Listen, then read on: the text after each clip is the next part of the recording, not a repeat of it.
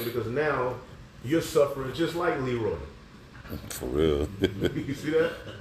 You suffering just like Quinta.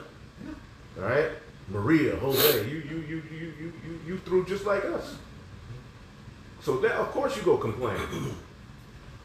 And we under like the elders going into like, bro, people are opting out of life. Hurt. People don't want to even just how the Lord set things up. So something simple as a relationship now. That's It's not geared towards relationships and true marriage anymore. yeah. It's just trash, bro. Okay, so read that last one more time. In the NLT. Yep. This is back in Habakkuk chapter 1, verse 4 in the NLT. The law has become paralyzed, and there is no justice in the courts. The wicked far outnumber the righteous. See?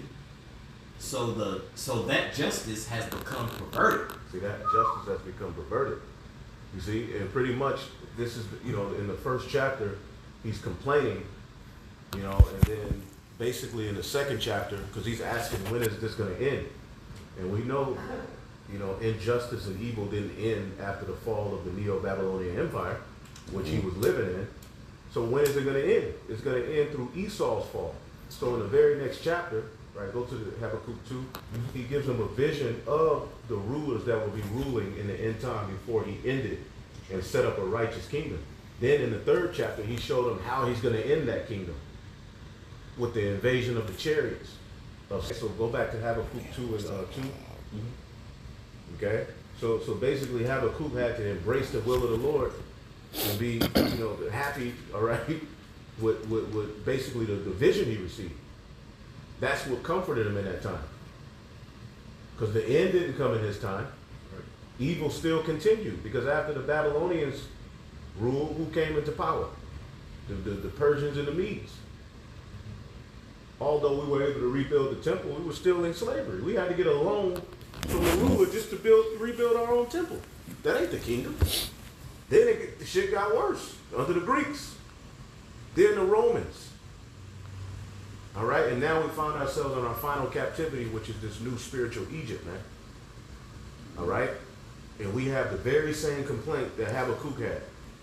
See, we're tied to our forefathers. When you read the Quran or the Book of the Dead, the Egyptian, you don't feel connected to that shit. Nah, not at all. Goddamn hawk head guy. This nigga got a shark head, some big ass toes. Like, I can't connect to no nigga like that, right? the god of the water and the sun and the wind. What is that? Yeah. And what is the Quran talking about? But when we read our forefathers, as it says in Romans, somebody get Romans 15:4 real quick. We can connect to that. We can connect. See, that resonates with us. What we just read resonates with how we feel today. This is the Book of the Dead gives you a blueprint on how to live after you die. You will live after you die. Yeah. So how about while I'm alive? Go ahead. This is Romans chapter 15, verse 4. Yeah. For whatsoever things were written aforetime were written for our learning, that we through patience and comfort of the scriptures might have hope. See, that's what we are comforted at, by hope. Because that's the only thing you can have in a world like this is hope that this shit is going to end. Because this is absolutely out of order. It's wicked. All right, the morality is gone.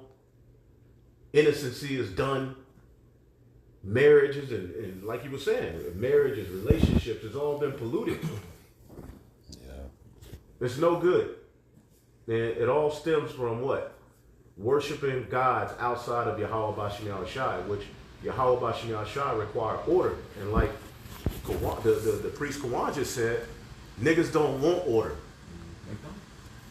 They want a gray area so that they can continue to do what they want to do and not have a responsibility of being upstanding citizens of the nation of Israel. See, we're held to a standard, man. This is why you brothers who are teachers of this word, you better make sure that you're living lives that are conducive to being chosen, man. Don't just have the word, you know the truth, but you living like a complete nigga and you just show up to camp, telling everybody what to do, going hard, pointing. You right? Telling Esau he finna fall. Nigga, no, you about to fall. Right along with him. Read that again. I got you. You gotta come correct. You know, we're in the time of judgment, man. We all got our, folly in our ways, but look, pray, hey, seek him 10 times more, man. Come correct. Make sure that your sacrifice is acceptable. For real, man. Don't play with the Lord. These ain't the times to be playing with the Lord, man. Thinking you getting away with it because men admire you. Right? You better come correct. Go ahead, Bumka Shaw. Romans 15:4 again. For whatsoever things were written aforetime were written for our learning, that we through patience and comfort of the scriptures might have hope. See, and we have hope in the visions that our forefathers received. And we often go to this one because you got to understand, Habakkuk was given a vision of the image of the beast. In that very chapter, the Lord gave him a description of the kingdom that will rule before he set up the kingdom of heaven. And that just so happens to be the very kingdom that we're in right now. So the reason we constantly in the book of Habakkuk is because, along with all of the other prophets, it speaks to now. It was written for our learning that we might have comfort and hope. Because now we can clearly see who the devil is. A lot of people are just now getting to the point where they can acknowledge that this man is wicked. We've been saying it. Yeah. Okay? Go ahead, Baba Shah. This is back in Habakkuk chapter 2, verse 2. And Yahweh answered me and said, write the vision and make it plain upon tables, that he may run that readeth. So the Lord said, look, write this vision down I'm about to give you and make it as plain as possible, so that in the latter days, when your offspring in the latter days, your descendants, right, read this. Because get the book real quick. Get the book of Isaiah 34 in the last 3 verses, I believe, where it talks about he's going to have this book written, and we're going to possess it from generation to generation. I believe it's like Isaiah 34. Seek ye out of the book of the Lord. Yeah.